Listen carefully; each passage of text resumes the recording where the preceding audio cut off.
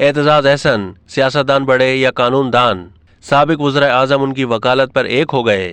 एतजाज अहसन को बड़ा सियासतदान कहा जाए या कानून दान, ये फैसला करना खासा मुश्किल है।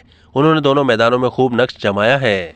वो शायर और मुसन्निफ भी हैं, लेकिन ये उनके जुज़ वक्ती मशागिल हैं। ओढ़ना बिछोना तो सियासत है या वकालत, कभी सियासत उनको लपेट में ले लेती है तो कभी वकालत हावी हो जाती है। इसका मतलब ये नहीं कि वो मुसन्निफ और शायर के तौर पर नाकाबिले ज़िक्र हैं। कैद के दौरान सिंध सागर और क़याम पाकिस्तान नामी किताब लिखकर धमाका कर चुके हैं। तहरीक बहाली अदलिया के दौरान उनकी नज़म दुनिया की तारीख गवाह है, अदल बना जमहूर ना होगा तराने की सूरत इख्तियार कर गई थी। लोग उनसे बार बार सुनते थे, फिर उन सुरों में अदलिया की आज़ादी के लिए कट मरने का सौदा समा जाता था। इस नज़्म में यह पैगाम दिया गया था कि अदलिया बहाल हो गई तो पाकिस्तान एक फलाही रियासत बन जाएगा।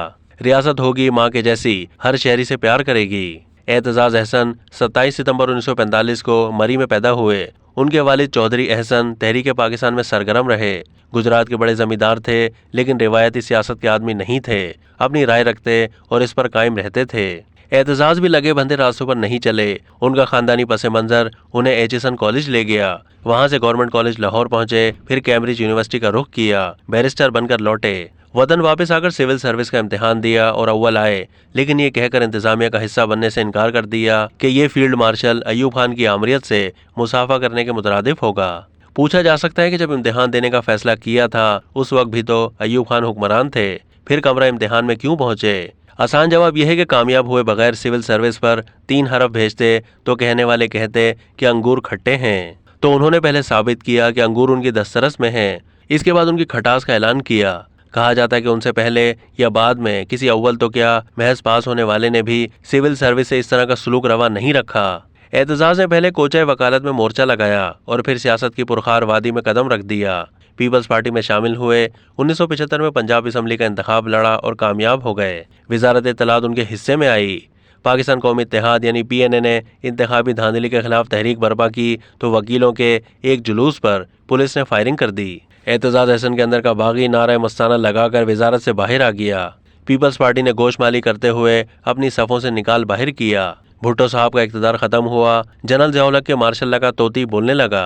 पीपल्स पार्टी के बहुत से मुखालफिन उसकी पनाह में आ गए, लेकिन एतजाज अहसन को ये गवारा नहीं था। जो मार्शल कदम जमाता गया, एतजाज उसके कदम उखेड़ने के मंसूबे बनाते रहे।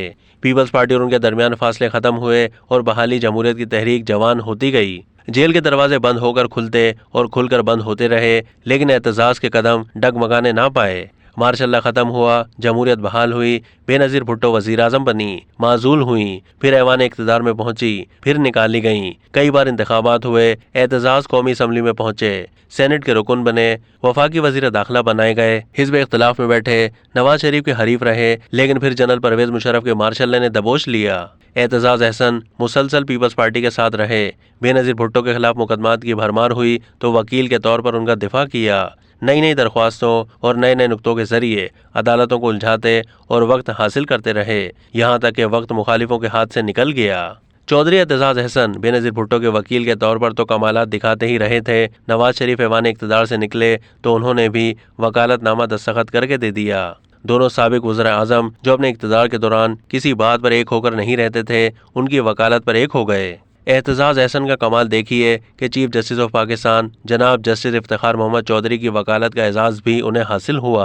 सुप्रीम कोर्ट से मुकदमा जीत कर उन्होंने तारीख का रुख बदल दिया। तहरीक बहाली अदलिया में एतजाज अहसन और उनके रफ़ाका की खिदमात ने उन्हें देव मालाई किरदार बना दिया। जनरल परवेज़ मुशर्रफ के दौर में एतजाज अहसन को वज़ारत उज़्मा की पेशकश हुई। सदर आसिफ अली जरदारी के दौर में जमाती सियासत ने उन पर डोरे डाले, लेकिन एतजाज अहसन ने तहरीक बहाली अदलिया का साथ ना छोड़ा।